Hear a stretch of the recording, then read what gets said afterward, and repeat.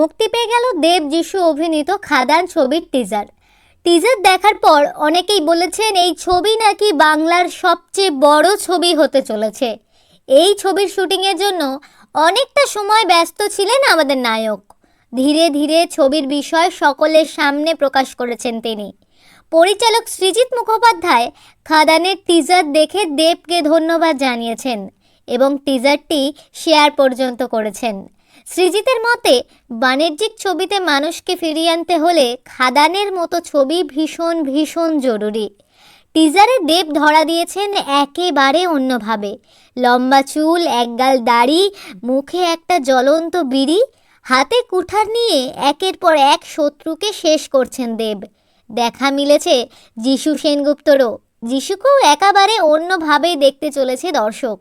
দেব তার অনুরাগীদের কথা সত্যি করে অ্যাকশন ছবি নিয়ে আবার বড় পর্দায় ফিরলেন।